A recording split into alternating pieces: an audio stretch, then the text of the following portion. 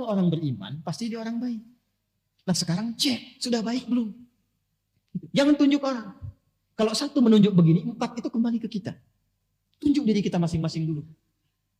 Ya, kembalikan pada diri kita. Nah biasanya kalau sudah baik, nanti kebaikannya akan menular. Apalagi kebaikan di keluarga. Kalau ayah baik dapat rezeki, nanti anak dapat bagiannya. Sebaliknya anak disiapkan baik, ayah bisa dapat bagian dari rezeki anaknya. Itu ada dasarnya di Quran surah ke-17 Al-Isra. Tulis saja dulu. Ayat 31 dan Quran surah ke-6 ayat 151. Alhamdulillah. Quran surah 17 ayat 31. Sudah? Wala taqtulu auladakum khasyata imlaq, ada?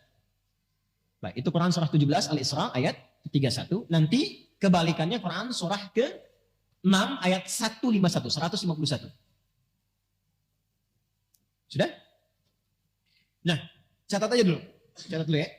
Nanti ada ayat dalam Al-Quran memberikan kesan begini, petunjuknya. Nahnu narzuqukum wa iyyahum dan nahnu narzuquhum wa iyyakum. Ada rizki yang Allah titipkan lewat orang tua, nanti nyambung ke anak. Ayah bekerja, anak dapat bagiannya. Nanti kalau ayah mendapatkan pekerjaan itu dengan cara yang baik, kebaikannya nular ke anak. Dan gak sampai di anak, kadang sampai ke cucu, ke cicit. Pernah dengar Al-Imam Asy-Syafi'i, bintang ulama di zamannya, gurunya Imam Ahmad bin Hanbal, muridnya Imam Malik rahimahullah ta'ala, Imam Asy-Syafi'i. Ya, dikenal luas, luar biasa. Kitabnya Masya Allah, sampai sekarang mazhabnya menyebar. Ketaatannya sangat luar biasa. Karena nama aslinya bukan Syafi'i, nama aslinya Muhammad bin Idris, bapaknya Idris. Asy-Syafi'i itu kakek ke atasnya. Kakeknya orang soleh, orang taat, alim. Hartanya didapatkan baik, rizkinya bagus. Berdoa minta kemuliaan pada Allah. Yang jadi siapa? Cucunya. Generasi kemudiannya. Jadi orang tua yang bekerja sekarang dengan cara yang baik, rizki yang baik, dan dia berdoa, ya Allah, jadikan di antara anak saya ada anak yang ahli Quran, ahli hadis, anak yang saleh. Wasilah doa itu yang mungkin mengantarkan, boleh jadi di anaknya, boleh jadi cucunya. Yang berdoa mungkin gak hafal Quran, tapi wasilah doa dan harta yang halal itu yang sampai pada anak, itu yang menjadikan anak sukses. Disekolahkan di tempat yang baik, lahir nanti cucu. Cucu ini yang ternyata pecinta Quran. Dan cucu itu menjadi ahli Quran. Boleh jadi bukan karena ikhtiarnya saja. Mungkin 30%, 70%-nya doa kakeknya. Jadi gak ada yang sia-sia dalam amalan. Sebaliknya, keburukan yang dikerjakan oleh orang tua, sepanjang masih ada anak yang diasuh, itu hati-hati. Anak bisa mendapatkan bagian buruknya. Walaupun di akhirat hisabnya masing-masing, di dunia dampaknya sampai. Ya, makanya saya itu sering katakan, tolong para ayah, para ibu, bertutur yang baik. Berperilaku yang baik. Kalau ingin berbuat yang tidak baik, atau terfikir atau digoda oleh orang lain, diajak berbuat yang tidak baik, tolong ingat dulu anak-anaknya. Karena kalau orang tuanya terkena keburukan, anaknya itu yang kadang kena dampaknya. Bapaknya yang korupsi, anaknya yang dibully. Betapa banyak anak-anak sekarang malu, takut untuk sekolah. Karena ketika dia berangkat sudah disebutkan anak koruptor ya, anak koruptor ya. Kamu anak pembunuh ya, kamu anak perampok ya. Makanya berpikir dulu kalau ingin berbuat maksiat. Pikir dulu keluarga. Makanya ibu ingatkan bu kalau ayahnya itu berangkat. WA tuh, jangan cuma pasang status terus. Ingatkan. Pak ingat ya anak-anak ya Pak ya.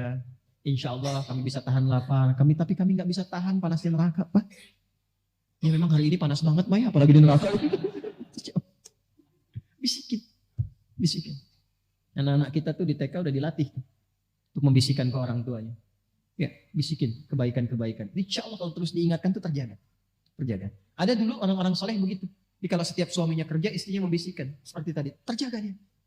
Dan potensi maksiat itu tinggi. Apapun itu bisa terjadi. Karena setannya kan terus menggoda. Jelas? Nah, ulaika lahumul amnu wa hum muhtadun. Kalau kita benar, maka ketenangan diberikan kepada jiwa, dibimbing setelah itu. Kalau sudah benar mendapatkan ini, perhatikan, catat kalimat ini baik-baik ya. Apapun yang Anda mintakan dalam kehidupan, sepanjang Anda sudah beriman benar, itu dikabulkan oleh Allah. Sepanjang ada maslahat di dalamnya. Minta apa saja, minta kedudukan dikasih. Dan tidak nanggung, kadang-kadang tinggi betul. Ya kenapa? Karena Anda punya maslahat di situ. Sudah pandai mengatur. Termasuk harta. Tapi kalau belum sampai ke tingkat itu, disesuaikan nanti. La yukallifullahu nafsan illa. Jangan sampai jadi beban. Bukan gak diberi, tapi disesuaikan. Ya Allah, saya itu udah tahajud. Saya juga udah baca Quran dan menghafal. Tapi kenapa saya minta mobil belum dikasih juga? Motor dulu. Motor aja belum bisa kamu kelola dengan baik. Nanti kalau sudah jadi mobil, datang mobil, sifat bisa berubah. Udah nggak bisa buka pintu mobil. Halo? Ya, waktu naik angkot kan sodako. Begitu sudah punya mobil agak bagusan dikit, nggak bisa buka pintu kan sebelum dibukain. Ya? Hah? Ini baru punya motor udah keliling-keliling komplek kan? Ya. Assalamualaikum, ayo Pak ke masjid. Padahal cuma pengen ngasih tahu nih motor saya. Gitu. Hati-hati. Belum dilantik udah nyebar kartu nama, kan? Taunya beda, salah tulis gitu ya, salah lantik. Ini kalau sudah ada iman tuh semua kelihatannya biasa, harta biasa, nggak ada bedanya antara terlihat banyak dengan sedikit, nggak ada. Yang ada dalam hati itu bagaimana mengelola titipan ini supaya tidak berat ketika berpulang, selalu begitu. Dan itu enak, nggak ada beban pada akhirnya, nggak ada beban demi Allah saya katakan, nggak ada beban. Anda tuh melihat 1 juta dengan 1 miliar sama aja. Kertas. Sama aja kan? Antum tuh tahu. Sama aja. Nggak ada bedanya. Ya, dan pada akhirnya sudah usang juga. Jadi problemnya cuma begini. Itu 1 juta dengan 1 miliar. Sama-sama habis juga kan? Sama-sama hilang ya. Saya tuh kadang suka begini, saya suka heran tuh. Kadang-kadang mau senyum sendiri, takut dikira orang aneh. Tapi ini perkara emang patut disenyumin. Orang berangkat gelap. Kerja, capek begini. Mencari sesuatu yang mau habis. Mencari sesuatu yang habis. Ya. Berangkat, bahkan kadang ada yang berkelahi, ada yang berselisih. Memperebutkan sesuatu yang hilang. Ya, yang kalau dimakan keluar jadi kotoran. Disimpan juga hilang juga. Terus hidupnya begitu aja. Berangkat gelap, pulang gelap, kerja lagi. Berangkat pagi, kerja, siang kerja, malam kerja lagi. Ya? Jadi nggak ada yang dalam hidupnya itu semua kerja bagus memang. Tapi ketika dapat sesuatu, hilang. Ya. Bahkan ada yang harta banyak tapi nggak punya waktu. Sayang. Banyak miliarder, macam-macam triliuner dan sebagainya. Hartanya banyak. Tapi kelihatan nggak punya waktu. Saya kasihan gitu ngelihatnya. Ya. Hidupnya buat malam sampai tidur itu pun mimpinya tuh mimpi kerja. Ini kebijakan buat besok loh. Kasihan. Ya. Ada orang harta banyak nggak punya waktu. Ada yang kebalik. Waktunya banyak nggak punya harta. Itu pengangguran. Ya, pengacara pengangguran banyak bicara gitu kan. Ya, itu. Waktunya banyak tidak punya harta. Ya, sedikit. Ada lagi yang sedikit harta, sedikit waktu. Itu yang tipe-tipe pekerjaan terbatas. Yang dapat salary terbatas itu. Yang belum akhir bulan udah habis gitu. Ya, berangkatnya kan gelap kan. Berangkat gelap, dipaksa kerja gini, belum akhir bulan habis. Nyicil lagi, utang lagi, gali lagi, tepuk lubang lagi. Sedikit waktu, sedikit harta. Jadi dia punya sedikit untuk dirinya, tapi sedikit juga yang dia dapatkan. Ya, yang hebat itu kan banyak harta, banyak waktu. Itu kalau di teori marketing, itu sleeping investor namanya. Di teori marketing dunia, dia invest, tapi dia sambil tiduran, waktunya banyak. Hartanya banyak, tapi kan cara mendapatkan harta itu kerja juga dia kan. Makanya tarik ke marketing akhirat. Itulah orang beriman. Orang beriman tuh kalau benar imannya, waktunya akan banyak, karena diberikan keberkahan oleh Allah. Jadi, itu jalan ke pekerjaan aja masih bisa hafalan Quran. Masih bisa ngaji, masih bisa dengerin murattal, waktunya banyak. Jadi gak ada kata gak punya waktu untuk ngaji, masih banyak waktunya. Zikirnya itu bisa sambil jalan, pulang aja jalan. Ya, sambil zikir, di kendaraannya juga masih dengar Quran, diskusinya masih bermanfaat. Itulah yang banyak waktu. Dan banyak peluang. Kalau bentuknya harta diberikan oleh Allah, bentuknya kedudukan dinaikkan oleh Allah, karena ada manfaat di dalamnya. Jadi kalau ingin cepat mencapai sesuatu dengan mudah, shortcutnya gampang. Beriman dengan cara yang benar. Nah, tanda orang beriman itu kalau sudah beriman diberikan ketenangan, dapat bimbingan. Bimbingan pertama yang Allah berikan wahum muhtadun itu bimbingan untuk berbuat baik. Ya, setiap yang berbuat disebut dengan amal. Setiap kebaikan yang didorong oleh iman disebut dengan soleh. Amal baik yang dihasilkan oleh iman disebut dengan amal saleh. Karena itu di sini kalimatnya berbunyi wabasyiril ladzina amanu wa amilus. Itu yang saya katakan di awal, orang beriman itu pasti baik. Jadi kalau kita sudah jadi orang baik, apalagi diisi dengan ilmu, apa saja gampang mendapatkan. Mau jadi apapun. Beriman yang kuat, ilmu, isi. Sekarang mau jadi apa? Imannya dulu. Makanya dulu orang-orang hebat itu dimulai dengan penguatan iman. Dulu bukan sekolahnya dulu Pak, sholatnya dulu. Lalu Quran. Sholat sudah bagus, Qurannya sudah bagus, lalu ditempatkan di bimbingan para ulama. Mereka belajar. Kalau saya sebut ulama, jangan bayangkan yang materi Islami saja. Itu orang Islam dulu itu, hafal Quran, hafal tafsir, tahu banyak hadis. Tapi saat yang bersamaan ahli fisika, ahli matematika, ahli kimia, ahli kedokteran. Itu ada buku kalau nggak salah Bidayatul Mujtahid itu di situ tuh, yang terjemahan warna biru itu sampulnya, terjemahannya Bidayatul Mujtahid. Itu karangan siapa? Ibnu Rushd. Siapa Ibnu Rushd itu? Dokter bedah. Dokter bedah hafal Quran dan bisa mengarang fikih, kitab fikih komparasi mazhab. Ya, ini bab ini pendapat ulama ini disajikan. Gak ada tarjihnya, dikomparasikan. Yang nulis siapa? Dokter bedah.